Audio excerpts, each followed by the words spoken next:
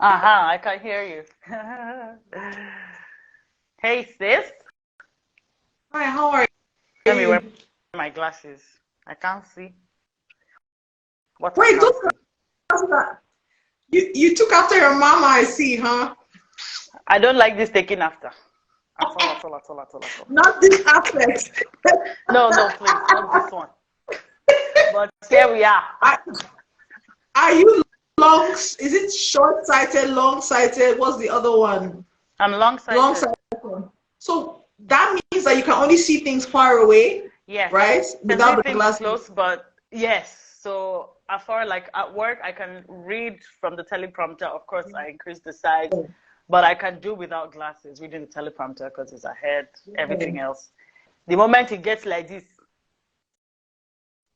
So it's that's like how it goes. it becomes fuzzy or Yes, blurry, close, all the words. It just becomes everything that you cannot see.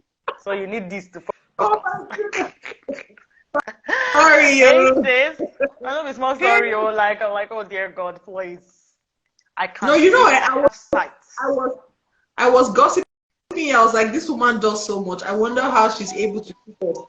You know, Ah, whether it's whether it's you being a career woman in broadcasting, whether it's you being an influencer on social media, you have a business you're running, you have a talk show you host, yeah, then you're a mom of, you have kids, you're a wife.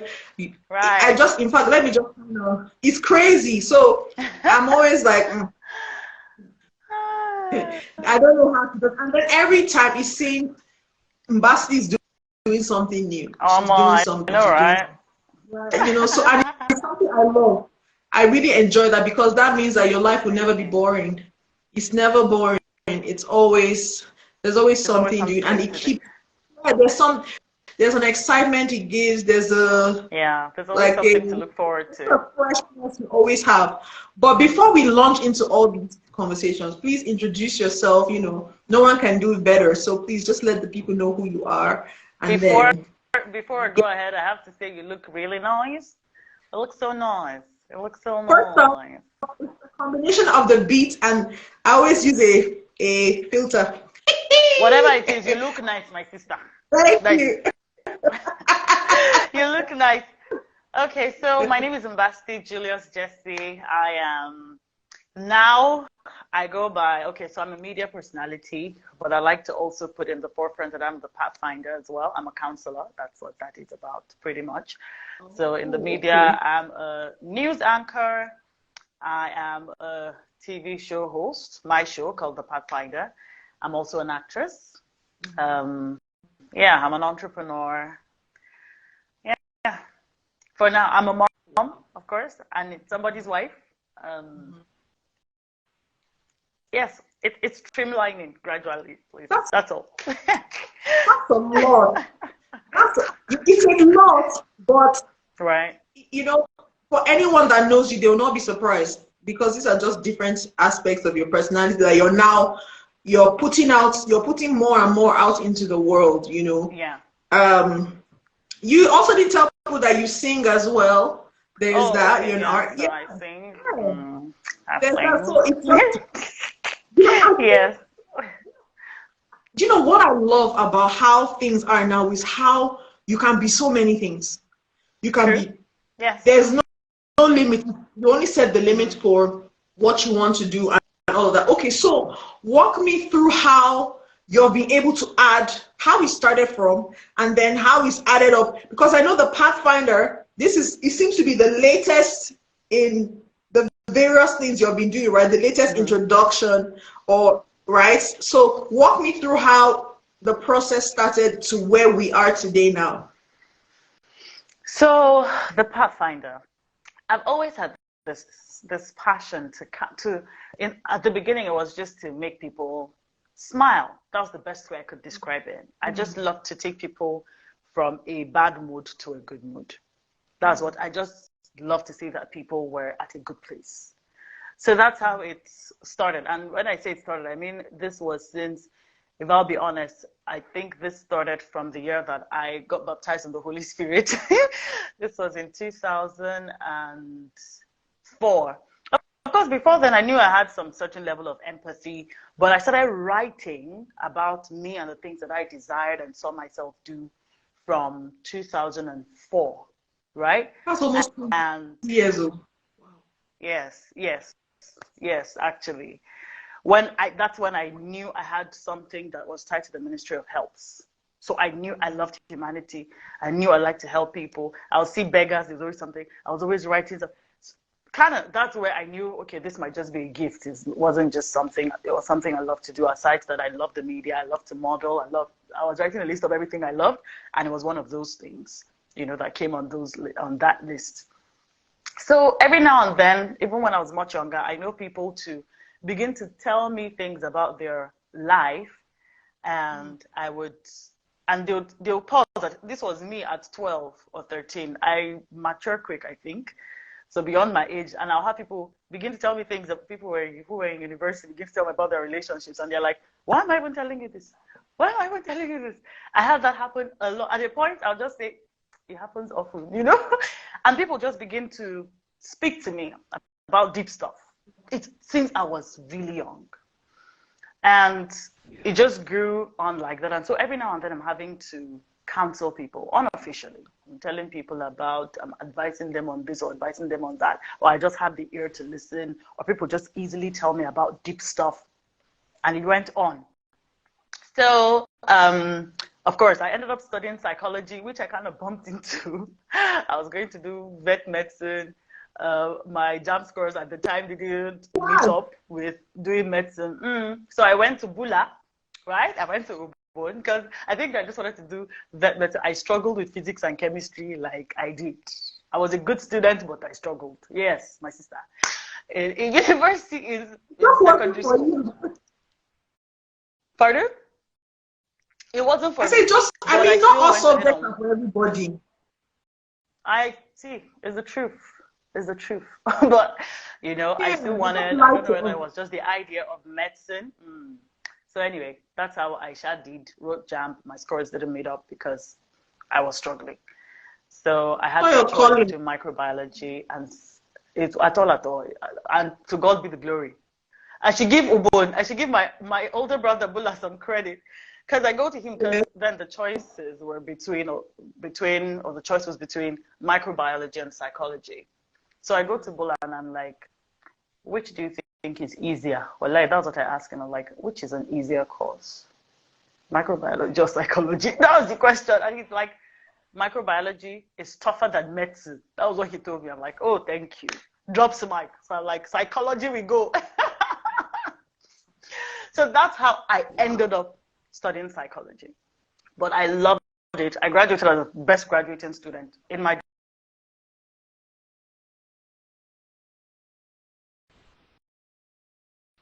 It's not now that I'm having to, hallelujah, amen. I'm grateful that it's not now that I'm having to go back to go begin to do that, because now I've come to the place of self-discovery. So God just had a way of putting that into my life, And so let me go to how the Pathfinder started. So of course, before now, like I said, I've been counseling people, but a few months ago, one night, I'd already been thinking about counseling and blah, blah, the things I do. And it was already clear that there was something here. I mean, people, we started doing a show on TV, and I remember that after a while, my boss told me, then the Pathfinder had already, established this name, Shoes. And my boss told me, we were doing a show that was similar to what I do. And he was like, every time I saw you there, I just knew this was your show. So people could already tell that there was something about me that was related to this calling, to counseling, to human angle stories, to all the works, that concern this. And so one night I was about 2:30 a.m. because, sometimes sleep. I'm a night crawler. And I just had this heavy burden, like I would with certain things in my life, sometimes, especially when I make my posts. And I just put a picture up, and the Pathfinder just hits me. It was almost like I was trying to find a name that encapsulated what I was about. I don't know. It seemed like a subconscious journey up to that point. And then that night, I was just laying there, and the Pathfinder and I'm like, this is what I am. you know. And so I made a post with my picture and like, my name is Mbasti Jesse and I'm the Pathfinder. And it just came. This was like 2:33 a.m. at night.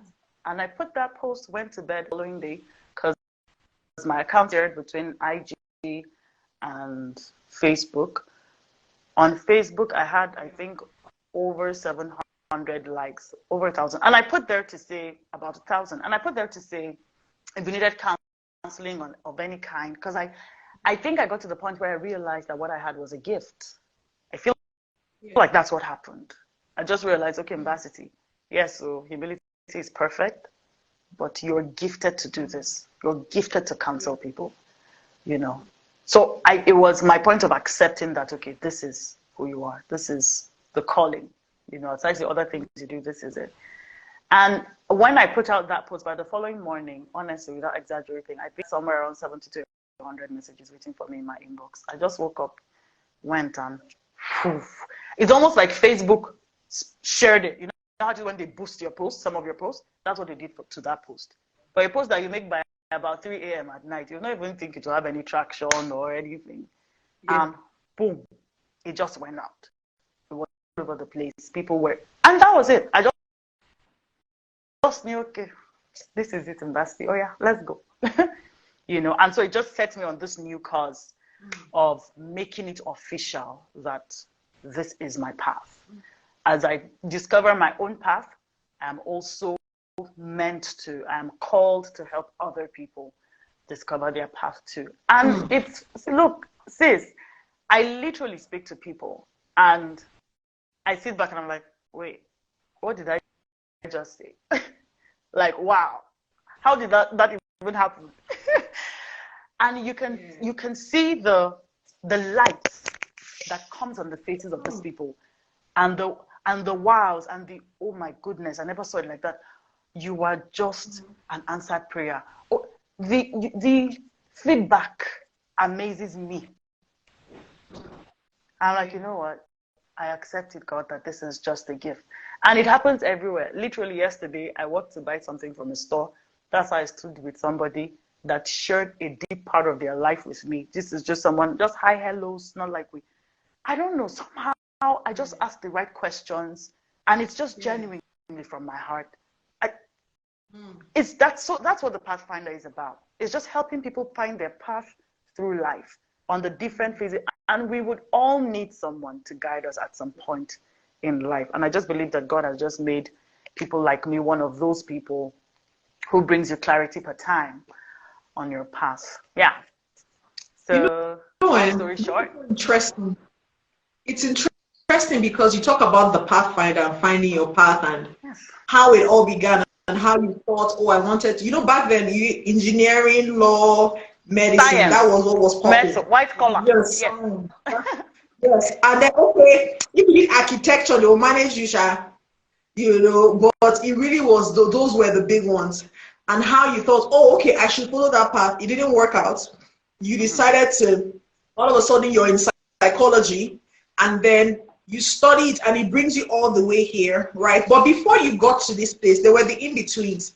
There was something that you started to do on Facebook, which was, you were very vulnerable about the things you were doing, right? Oh, yes. You were very vulnerable about, I remember there was the time you talked about postpartum depression. Postpartum depression. Sorry. Yes. And you know what's interesting is when I had my daughter, so this is 2004. Back then, mental health was not a thing here. Yeah. It was if you had a mental issue, they will say it's the village. You know, it's village with witchcraft. It's village people. You need to go for counseling, right? Yes. Village people. And what happened was after I had Jade, I couldn't learn. I would go to school and the blackboard was blank. I'll be looking at it in Basti and I can see nothing. Do you understand? Inside my mind felt like it was black, right? And I dealt with that all through to 2016. So this is from 2004 to 2016. But I thought it was my thing. I was always moody. I was sad. The only time I was happy was when I was performing, or maybe, you know, but I just thought, you get what I'm saying? It was Yeah, later, it I was in get it. 2013 that what would happen was within me, that year I was at home. That was Lagos. I didn't go out, but I turned black. But I was not going out. Do you Wow. understand? And then in Yes. my mind, I felt like I was in a deep well, Yes. and I would be sinking lower and lower, right? Wow. And then I started having burns in my stomach that felt like ulcer. I would have palpitations, heart palpitations. I would wake up from deep sleep. Just my heart would be racing. So I go home and I meet the doctor and I just explain the symptoms. So he does a battery of tests. I come back, he comes with the result and he's like, Ruby, there's nothing wrong with you. You are as healthy as a horse. But take this prescription and go to the pharmacy and buy this drug. I go to the pharmacy, I give the guy looks at me. Looks at me. He says, Auntie, is this thing for you? I said, yes, it's my drug. He was like, are you sure it's not? I said, it's mine. So he was like, okay, it's whatever, man. I had a prescription from a doctor. He gave it to me. I went. Then I was at home. I even took the drug. No, before I took the drug, I called the doctor. I was like, doctor, I wanted to pick up the drugs. This guy asked me this question. I said, yeah, they're antidepressants. You're depressed. Oh. That's what it is. Oh, that was the first time that they put a name to what you were experiencing. And then fast forward years later, it wasn't until 2016. Now this is my personal experience. How I got over depression was God. This is my personal. I'm not here to tell people. Same here. You know how exactly. However, Same here. Yes, that's how I came out of the darkness, and since then I'm in the light, right? That's what happened. So, but coming back to this, where you came out, to be honest, within this our community, particularly in the northern part of Nigeria, I don't think there was anybody online being very open about postnatal depression. Postpartum. I don't want to say postpartum because you're supposed to love your child. How dare you? Do you understand? No one wants to talk about the fact that you're. Why should you be depressed? Why? Exactly. So please, please, if you would talk a little about that and what made you step out to have to start to open up about that concept. Because when I saw, I was like, oh snap, she went there. Yes. Yes. But yeah, I'm very serious. Okay, so first of all, about sharing. I have always been about impact. Part of the way that I feel like I reach out to my community on Facebook, on social media, particularly Facebook at the time, was because I could be vulnerable. I believe that I've learned over time that if you truly want to make impact, that's the way to do it. You cannot always impact people from the place of strength because the reality is people go through weakness. So you're on your own. It's only your strength you want to be showing. You can impress people with that, but you cannot impact on people with that, with just showing your strength. So, and I happen to be a storyteller as well. So at some point, of course, if I could share the strength, then I should be able to share the weaknesses as well. And before that time, I think I did a mix of both. Even on radio, I kind of have a way of doing it with my mind your language. Yeah. There's some words I don't pronounce correctly. I'll say mind your language in varsity. I allow myself to be vulnerable. So this was my postpartum depression. Now, postpartum depression, it's a type of depression, of course, that somehow your hormones have a part to play in. Because it's like when you're pregnant, you're more emotional. The movie that you watched before, I'm not crying. You're just crying anyhow. You're just more touchy. You're more in your feelings, that kind of thing. So it's the same thing, that spreads into your emotions if you get depressed after you have a baby. But usually there are psychosocial factors to having to experience postpartum depression, yes. And it's, for some, is as much, in quote, or as little as whatever, in quote, because you can't determine what is much or little for anybody, as having a new baby and not sleeping well and having to care for a baby that is a life that you've never experienced before. So for some, it's just, that is bad enough.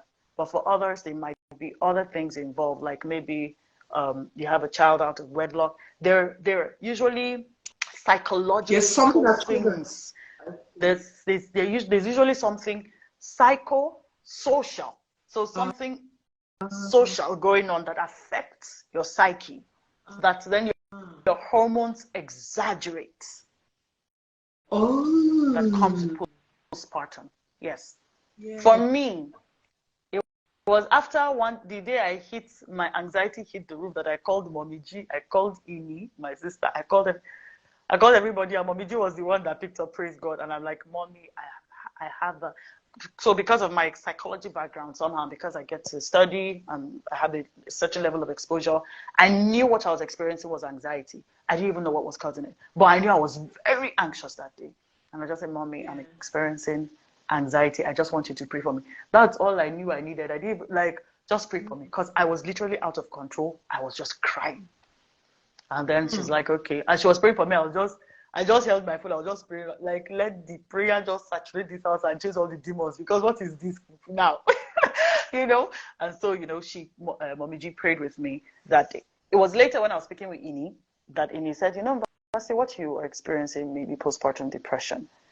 And it's funny how it gave me some relief to know that. She's like, you might not be able to do very much about it, but don't worry, it's a phase, it will pass. So here are my psychosocial factors. Before, and like I was saying, I realized what the psychosocial factors were for me after, when I had gotten really into it, it had been diagnosed, like I had realized what it was. I was trusting God for something, and it felt like we were on the same page. Word of knowledge. I'm a faith girl. I'm a Jesus baby. That's all I've known most of my life, from teenage. So that's all my faith is the anchor of my life. And then I believe God for this thing so badly. This was from maybe like first trimester to a couple of months into pregnancy. And like I said, it seemed like God was with me, word of knowledge, things related to it, blah, blah, blah. Only for it to crumble. Only for the major desire not to come to pass. This was before I gave birth. And so it broke me. It broke me so badly. Because at that point, I'm like, God, how do I trust that I can believe in you for something? Because it's like you answer the one you want to answer, the one you don't want to answer. Do you get, like, I'm on my own? So my faith was almost like shattered at that time, because the crying bout started from there. I'm like, how can I believe that now when I ask you for something, you will do it? Like, where do I stand, really? So that happened, and I was crushed. I was beginning to heal, I remember I also asked God again. I had Jeriah. I had all my babies, the first 36 weeks, the other 39 weeks, a day before EDD. That's my second. So for this one, I'm like, dear God, please, can we just have this child at 38 weeks? Because this one, she was big, she was heavy. Everybody gets tired at the last trimester or the last month. So I'm like, Father, please, let this baby just come.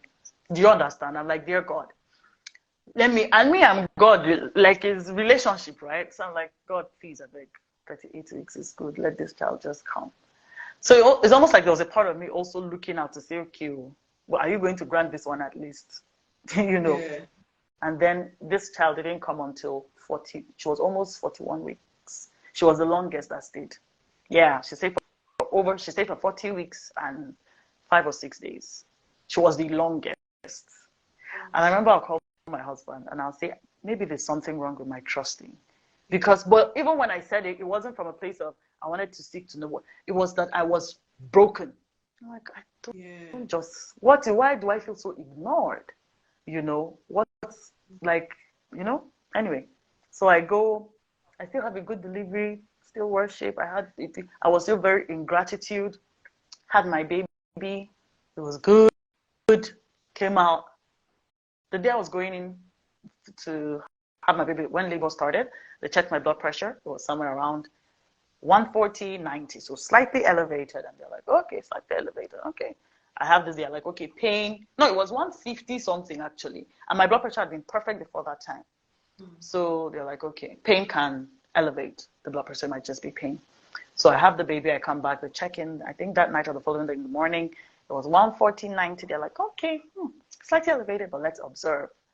I come back again. They check again. They're like, okay, go after 2 days, come back. The next time I come back, my blood pressure is 170, 110. What? Yes. So they're like, okay, something is going on here. We need to watch it. Now, Ruby knows my mom.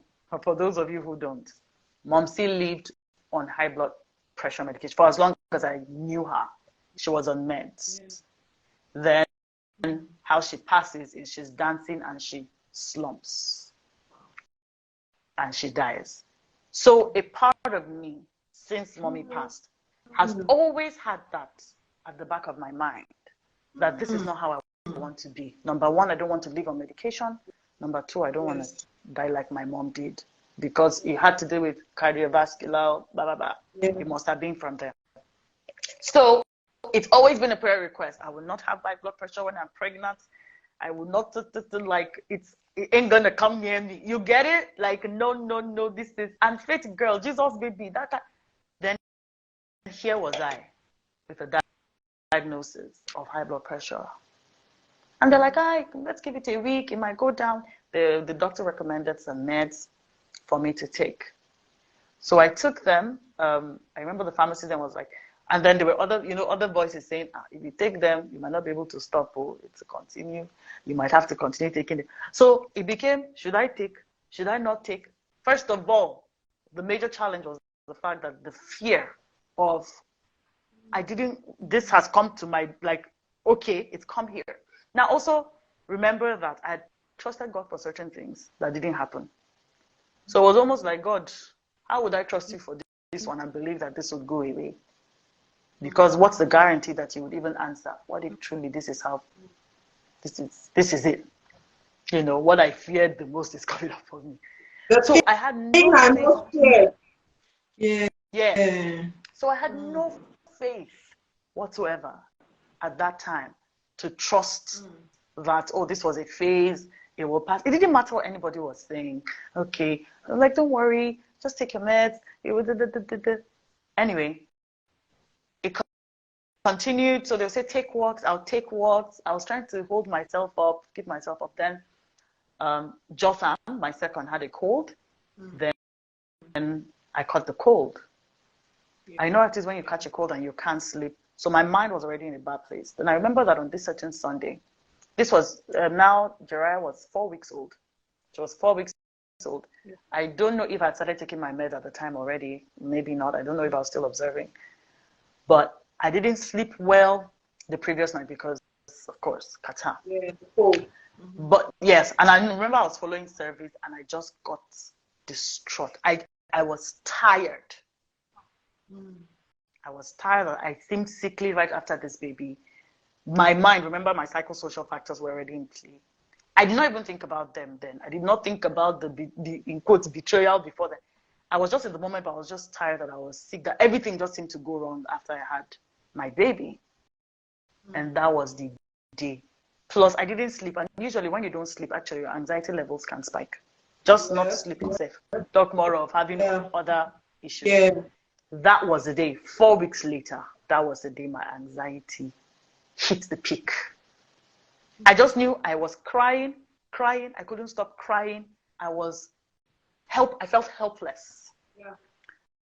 So I started walking out. I'll walk out. It was about to rain. I was just out of control. I couldn't sit still and I couldn't sleep.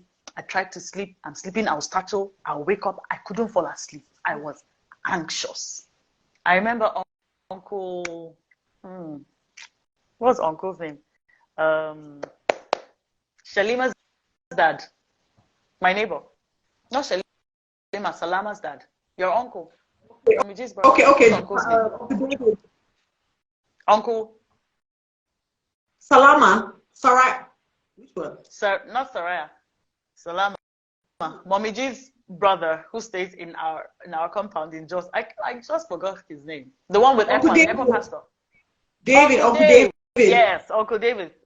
I remember Uncle Dave came because Mommy G asked them. That was the period when I called Mommy G and she prayed for me, and then she asked, okay, oh yeah, you should go and see your daughter. So he came in with auntie, with mommy. They came, they prayed with me. I was just crying. So I'm naturally like strong, you know, holding up strength. So when you see me, I'm smiling. When mom see pastor, I was smiling all over the place. I'll enter my closet, cry, cry, cry. That's what I do. So of course, it was how I held up to the moment they just started praying. I just broke down. I cried, cried, cried. I was grateful they left. But I know that that day I couldn't sleep. I had to get meds, so I went on amitriptyline. Amitriptyline made me fall asleep, but it's actually an antidepressant. So the side effect is to make you sleep. And I had to take it for weeks because I couldn't sleep on my own. I remember there was one time. So my anxiety started spreading. So I got to sleep a little, but I woke up the following day. The blood pressure was still there. I mean, it had not gone. I remember I went to see my doctor. I would be pacing. I couldn't sit. I had to tell him, I'm sorry, sir. I can't sit still. So that's what I realized. When the moment I start getting, that's what happens to me. I begin to pace. I can't sit, you know. And so that's what, for like a month. In fact, I would say that mine was easier to deal with and it didn't last for more than it did because I had a diagnosis. So that was what I called coaches, like it's postpartum depression. So I knew exactly what I was dealing with. You know? And I remember that because my anxiety started spreading into other things. One morning I woke up, I couldn't sleep that night because I was anxious again. So part of my anxiety on the day that this anxiety spiked, I was worried. I had a cold. I was worried that my baby would catch it. And that's what anxiety does. It just makes you worry about everything. You're just out of control. I started worrying about Jariah. How would this baby survive if she gets this cold from me? At a point, she was choking. I had to suck out motherly instinct. I just started laughing. I just started crying. I'm like, okay, this girl is going to catch this catarrh last. A 1 month old baby. You're just worried over the things that usually will not even worry you. Like just come on. The strength you usually have to bear up and hold on to, like, you know, it's totally gone, you know. So that was how it was for me. I started taking walks. I remember that one morning, the night I couldn't sleep, Amy was with me till I think 3 a.m. at the time because I would call her. She's like, go try and sleep, take your meds. So I was scared of taking my meds. If I take my meds and I fall asleep, I won't be able to attend to my baby. But if I also don't sleep, I won't be able to attend to her. Look, it's a mess. There's always something to worry about. Yeah. It's a mess. That's true. Should I take melatonin? Would it be okay? Just different things. Yeah. Anyway, let me speed this up. So that morning, the kids were going to go to school and I had not slept the previous night. So I was very anxious. And then I had the thought, what if they go to school? Would they be safe? I almost told my cousin not to take them to school because I was worried about what could happen to them when they go out. And it was that morning that I like to say myself and God both told me. I said, Mbasky, number one, you know what this is? Anxiety is a disorder from the foundation of psychology. You know it's a disorder. A disorder means that it's not real. There's no truth in this. It's not like what you fear would happen. It's a disorder. That's number one. You know that's sickness. Then number two, if you do not catch yourself and begin to fight this thing back, you're going to end up where you do not want to end up. And for me, because there are 3 levels to this postpartum experience. You have baby blues, which is just, oh, you're just emotional. 2 weeks, it's gone. I had it with the initial kids, the 2 kids. Then there's depression, then there's psychosis. And I thought the one that you go cuckoo, you lose, you end up in, you go psychiatric. So, and I told myself, if you do not catch this thing, you're going to end up in a mental home if you're not careful. So it was that morning I started speaking to myself and verbally speaking. I started saying, I will not lose my mind. I just kept saying, I said, devil, me, spiritual girl, you will not have my mind. And because this is based on my belief system, I don't like you. It's not like I'm saying everybody has to say devil. But this was the way. And I'm like, I will not lose my mind. My mind is intact. I'm in control. I'm in charge. I just started speaking. I started walking around my house. I started speaking. That was how I started getting out. It was that in that period that I learned how to verbalize, to speak, because that was one of my greatest battles to fight. I ended up seeing a psychologist. I had to go back. I spoke to my doctor about it. I told him, when he saw me, even say, trust me, you're not depressed. I said, this person has no idea. Hey, me, we know it's idea. Because I wear 5 clothes, wear trainers, I'll come to hospital. You see, I know what I'm going through, you know. He said, but he got me to see a psychologist, and I spoke to her, and she told me, she says, and it was then that I started realizing, she's like, what happened to you? And good thing, I started realizing what it accumulated into. And she asked me the right question. She's like, did anything happen while you were pregnant? Did anything happen before you got pregnant? Did anything happen while you gave birth? And she said, did anything happen while you were pregnant? I'm like, I know, right? So I told her, my disappointment and everything. And she's like, but that's life. Like, what if your perspective about God is truly not the perspective that you should have? What if there's something you need to fix about that? And I'm like, good point. She's like, and she said something that was very profound. I don't remember it now, but I know that thing that she said helped. It's almost like it had to do with letting go and trusting the process. Because I just realized that was the major problem. The major problem was the fact that I had a betrayal. I remember this was in April. I had Jariah in June. So that thing, that betrayal was in April, was like 2 months before I had my baby. And the effect of that on my psyche followed me into after I had my baby. Aside the other things that had happened, of course, that it accumulated or it happened from. So I started taking walks. I started affirming that these are the ways that I dealt with it. I had my cousin relocate. She came to live with me. So I had my support system around me. I had family. I couldn't lactate. I usually, what's it called? What do we do? Exclusively breastfeed my kids. With Jariah, I couldn't. I would even express, but I couldn't even as much as express enough because I think my mind was affecting my body. production. Your body, that's So with Jariah, I couldn't even. She supplemented, or what's the word? I couldn't exclusively breastfeed her. Which, if I wanted it to be a bother, could be a bother as well. So that's the problem. All these things, that's what happens to you when your emotions, and like I said, what your hormones do with postpartum is they exaggerate. It's almost like the pump is more. Yes, for every, I don't know why it has to do with the negative emotion every time, but it's always exaggerated. Now, after I started taking charge over my anxiety, there were times when, thank God, my husband came. In fact, one time my cousin had to call my husband, and she told him, come home, because he works in a different city. She says, come home, because she was like, you probably don't have an idea what your wife is going through. She was scared. She's like, Ambassador, you're always the strong one. Like, you are an anchor for me. You are strength. And then I see you this broken. She was worried. She was praying, but she was worried. And she called him and she broke down. She started crying. He's like, okay, this is bad, And so he comes home, and then one of the times when my head was clogging with all the negativity, I told him, let's take a drive. And so he would drive me around. We'll come back. I just started getting more involved. Sometimes, because I couldn't sleep, I'll follow them to the market with my new baby. We'll go to the market. It is when we're in the car that I'll feel sleepy. I'll sleep. I slept everywhere. Anywhere I could find sleep. Because when I get home, no sleep.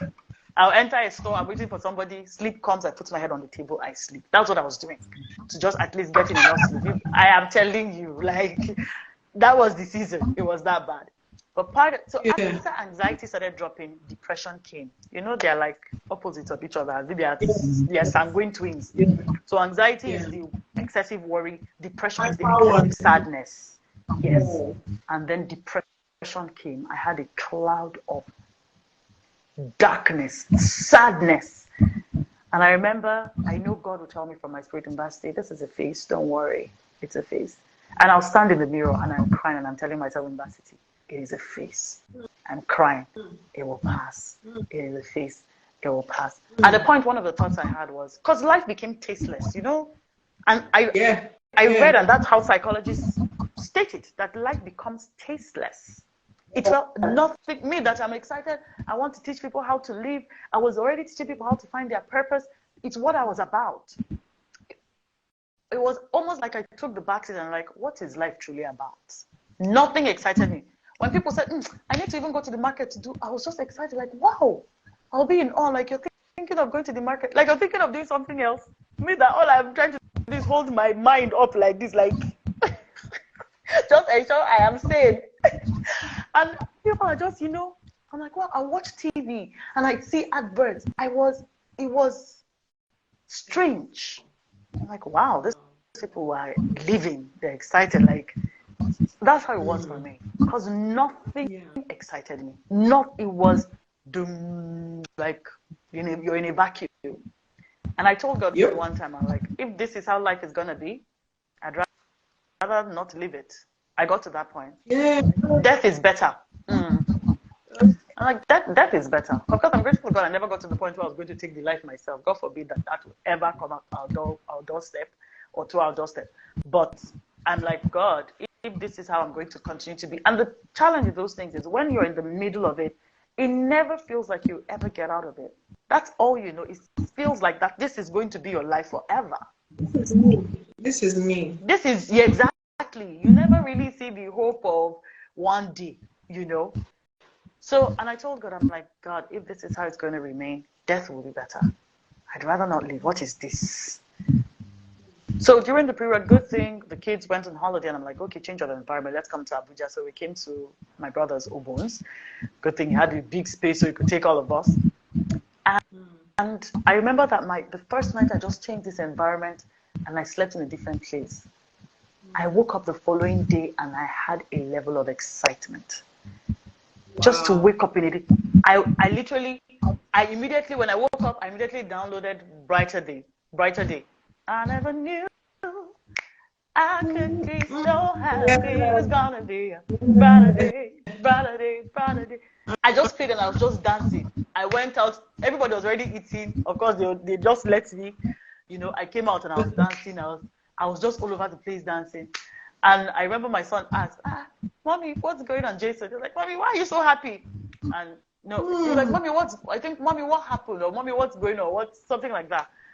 And my husband, his dad just said, Mommy is just happy. Like Mommy is happy. That's why. And it was a relief for everybody. Yes. Yeah. And guess what? It didn't mean that I didn't feel depressed the next minute or later in a couple of days, but it was a glimpse of hope that I could feel like myself again. I could feel some level of peace, some level of joy. Part of what also helped me heal was I one day, because I was following a number of pages that had to do with new moms and blah, blah, and different things and mom advice and stuff like that. And I saw that someone had posted and she was holding her baby and she was crying. And she says, yes, postpartum depression. I could make do with some friends right now. And I'm like, okay, I'm not alone. Somebody else has experienced this. And then I go into the comment section and I see people saying, oh, my love, don't worry, you'll be fine. I was here 15 years ago. I was here 10 years ago. This was me 5 years ago. But I've made it out and I love my baby and they're the best thing that has happened to me. Your life will be bright again. So you could just see hope. I literally went to the comments and asked some people specific questions of how did you deal? How did you do? How did you? And somehow the fact that I could see that people had been where I was and got out of it and got their life back gave me healing for like 20% or more or 30%. There were different things that helped me heal a little more.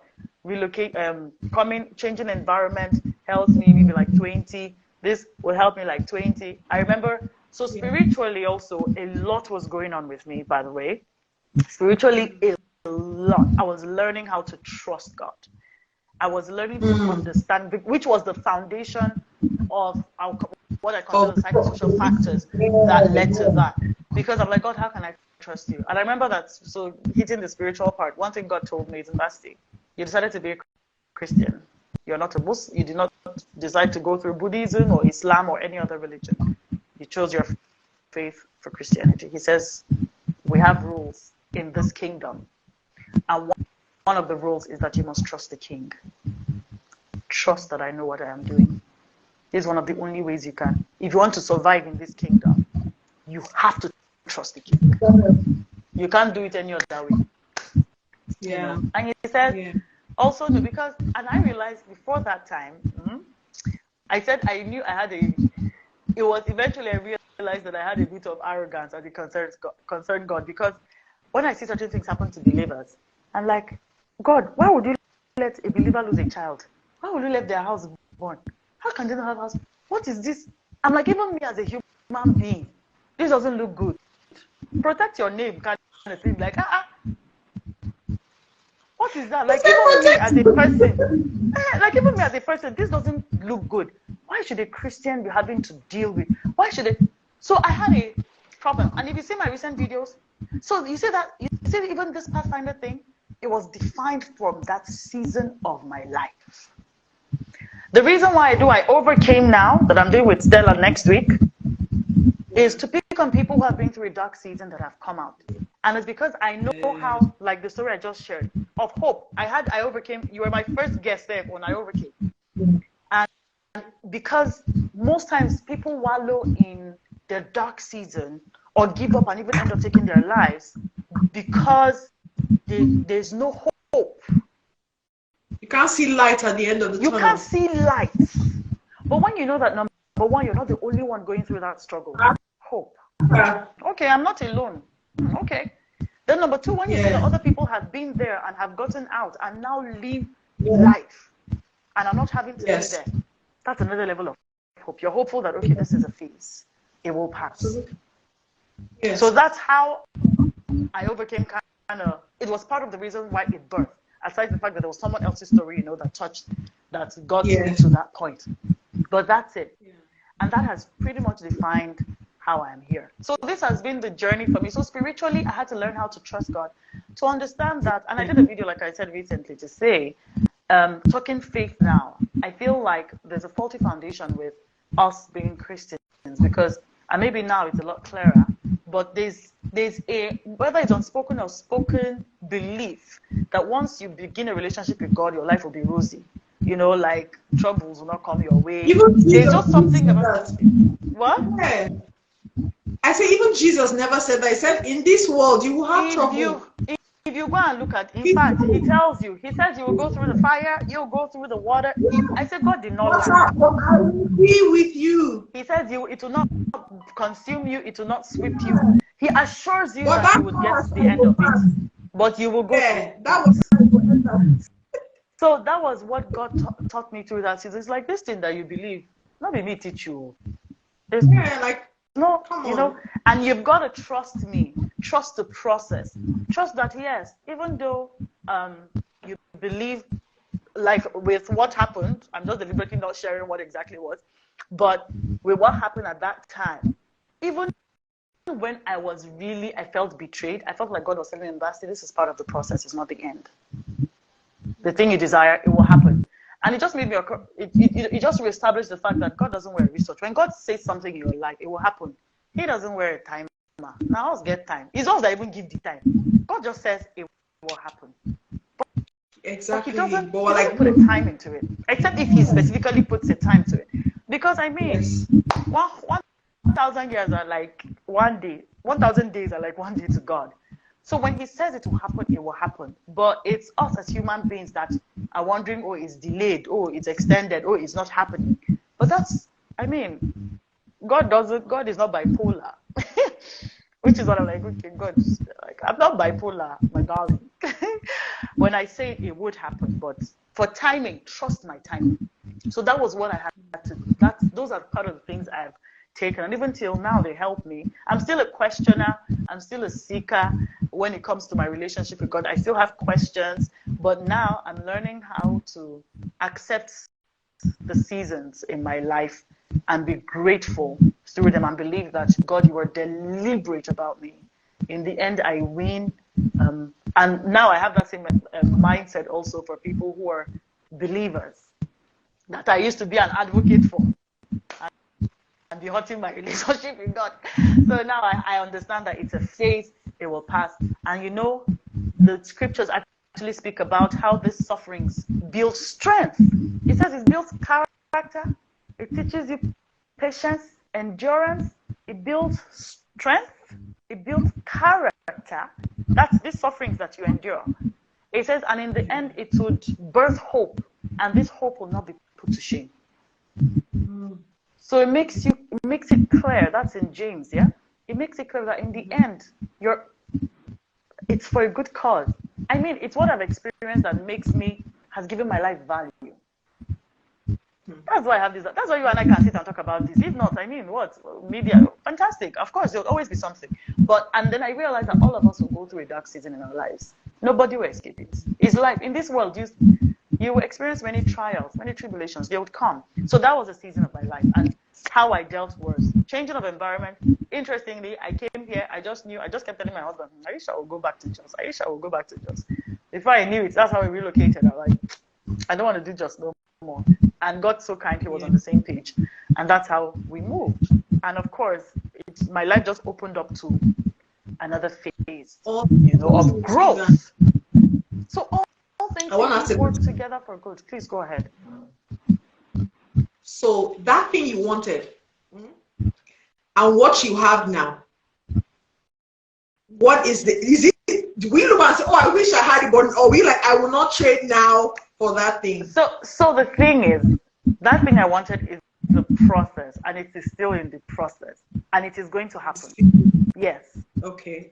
I am certain. I'm at the point where I know that it's going to happen. Okay. It might have not happened in my time. To be honest, the heartbreak I felt that much as I trust God now, and I know He's working what's best for me.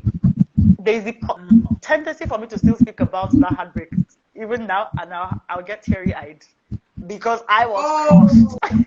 I'm telling you, I was really crushed. But that thing is still in the process. However, I've realized that this journey, this period that hasn't happened yet, is fortifying me and building me up for that thing that is to come.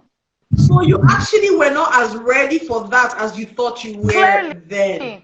Clearly, because there's a lot more that, I don't think I've had any gaps in my life, even since then. I don't think there's anything missing. It's been from one level of growth, one level of, I've started my own show. I've been monetized on YouTube. Life is great. It was all about progress. Yes, it's growth. Even as a person, I'm building deeper roots. Like my purpose is more established. I know what I know what I'll be doing all my life. Wow. Yes. Wow. So I'm more fortified. Gradually, with everything that I'm doing, the business, the entrepreneurship, God is gradually making me focus on the focus. Everything is coming together. It's being streamlined. We have direction. And it probably it was not just time. And you see, sometimes when we pray, your kingdom come, your will be done, and God sees our hearts that we truly desire His will, we don't just know what we're asking for and what it will come with. But God answers that prayer because He knows our heart, and so He will not. It doesn't matter how we roll on the floor and how we cry and want to die. It ain't gonna happen. He's gonna watch and give you the strength to go through your waiting process until it's birth, or it births, or it's birth. So I believe in that. Yeah, I think what is so interesting about talking about anxiety and depression is that for people who have gone through it, there are similarities, but everybody's situation is different. It's never quite the same. Yes. It's never quite the same, right? But same experience with but and anxiety, but the process, Yes. A few things stand out where you feel isolated, like it's only you going through what you're going through, right? Things about men cannot see light at the end of the tunnel. Those suicidal thoughts are a real thing. Like like what that kind of thing. What end? To what end? That kind of. So it's there's and then also how if you sit in it, you never will get out of it. Like how you started fighting. You have the fight must come. You must the fight, and that's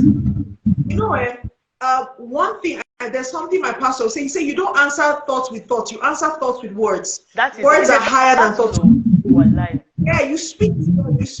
So it's so. And then the triggers. When I think about me having postpartum depression, I had suffered a disappointment 2 years earlier. I had applied to go to school abroad. And I had gotten it was tough to get, it was a school in Hungary, in fact. I hustled, hustled to get it. Finally got the admission. Then my father was like, no, this is some nonsense. What's this nonsense? I was crushed. But I didn't know. I knew I was sad, you know, but you're sad, but you're just kind of moving along. Finally, when I got pregnant, bam, that thing came out. And you know, there was just, I was like, your life is over. Like, what if I just traveled? Probably this wouldn't have happened. Like, there's different things. You know, I hate my dad. All of that. So, what I just love is, you know, I think that what is fantastic about the Pathfinder is you're not giving a space where women and men going through dark times can find a community of people that are going through, people that have gone through, and do you understand? Like that is so key. That support system is key, right? Thank you. We need to protect that system at all costs. So I agree. Please keep doing so needed. Thank you so much. You might understand the impact when we transition to the other side, to eternity. And then people from all over the world, because you think it might just be a circle, but that's the beauty about the internet. You're reaching people all over the world, you know, and you would not truly know the impact. You know, this is ministry. Truly, this is ministry. Yes, I agree. Recently, I just had invested. This is ministry. This is it. It's ministry. That's it. It's not always in the four walls of a church or in a sermon, or you know. But this is touching hearts. It's impacting souls, changing lives. So as you've embarked on this, you know, this new, I would say path, I guess an evolution or another phase of the path that you've been going through your whole life. Right. You know, but you know, we always think it's a new, no, it's actually a thread, you know. And yes, exactly. Yeah. The one thing is never straight. Yes. It's like I tell people, I say purpose is a journey. Yeah, it's a journey, right? So, but you know, as you're on this journey, we are watching you, we're cheering. Thank you. We're gonna thank you so much. Thank you. Know, I can't wait to just to see where the next phase will go to. Amen. But before you go, please, how you want to watch the Pathfinder, the show, and where do we find it? How can people connect with you? Please. Yes. Drop that. Okay. So I also counsel. I take in bookings. So if you want to speak with me, leave me a DM. Yes, then let's get to talk. I'll send you a link, and then you get to book, and then we can speak. Then if you want to watch like my previous episodes, like our episode is up on YouTube. So the episode with you with Daniel Etimefyon is on YouTube. Stella Damascus is coming next. Damascus is coming in on Wednesday next week. Yes, Shervin, she has stories too. She's been through dark seasons too. You know, being widowed, going through a divorce, just raising 2 kids, just life, you know. And so YouTube is a place to go, because I can't say go now to my Instagram and start searching. So just go to YouTube. You would see. Pardon? What's it called? What is it? Ambassador Jesse. Ambassador Jesse. Just Ambassador Jesse. Okay. Just my name, Ambassador Jesse, and I'll be right there. I'll pop up. Okay. Yeah. Okay. Yes, thank you. So just go there and go to my page, and then you'll see me right there, and you'll see previous episodes. I had an episode last month with a friend of mine, Erima, who didn't get married until she was 37. You know Erima now. Till she was about 37. And then in 1 year, Erima gets married, and in that same year she has twins. Like Erima, you're caught up in 1 year. What we have been doing for yes, that's God. You know, that's good. I know how tough that season was for her, and how we would speak sometimes. She'll break down and cry and everything. And now she's married, she's well. On my TV show also, which I'm going to be uploading, because on my TV show, those episodes are also going to go on YouTube. But last week I interviewed, that's not up yet, but I interviewed a family who had waited for 10 years to have a child. Whoa. And they just had their baby after 10 years. Yes. So those are the kind of stories that I just like, the stories of hope. So, you know, again, the goals, 2 goals. 1, you know that you're not alone on your journey. Number 2, you know that people have overcome, and so you can too. So that's it. But aside that, I overcome, I do ask the Pathfinder where I just have episodes where people just ask different questions on relationship, on marriage, on love, on life, on career, purpose. I'm very keen on purpose, self-discovery, clarity through your path. Even though more of the questions that I have around relationships, I'm like, well, relationships are about all our lives, really. I mean, marriage, lovers, those different things. Let me see to read. Yeah. So yeah, but all around. So again, leave me a DM, and then I would be able to leave your link, and then you make a booking, and we get to speak. Okay. On YouTube to watch the show, they should just type it in Varsity Jessie as well. Yes. No, when you go to Varsity Jessie, you go to my page, yeah? Or they should just go to my page on Instagram, and then go to the link and click on the link, because it's also on my link tree. All right, great. So go to on my page on Instagram, link tree, and you see me. Okay. Right. Oh, your link. Yes. Okay. All right. So Awesome, if you click on the link there, you'll find my YouTube channel. All right, no problem. Mbasi, this has been fabulous. Thank you. Think you know something, share with you more of what they have gone through, and just like, oh, wow, I didn't even know that, But there's just you're just one of so many layers, and it's been wonderful just hearing your story. I've been inspired. Thank you so much. Thank you. Yeah, I mean, all of how vulnerable you're willing to be with your experiences. Yeah. God bless you. God bless you too. Thank you for this. Thank you for what you do. Inspiring conversations with Ruby is about the same thing, man. That's what we're about. When you want the time would come. Yeah. When that's all you can give to help people through life, pretty much. Yeah. And so thank you so much. We definitely will have you on again. I'm gonna go check out. I'm gonna go watch the shows. Please go ahead. Yeah, I know it's gonna be on point. So God bless Thank you. you for having me. Thank you so much.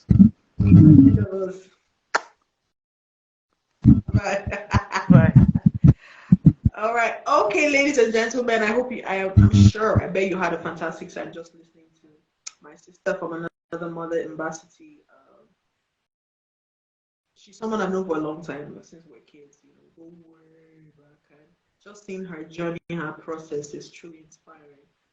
So we'll be back again for the final episode of Inspiring Conversations Women's Month Edition. I have the fantastic Juana Udobo coming on. She another person that I go way back with, but she's just such an interesting story that has inspired me, and I know inspires as well. So make a date with us, save the date.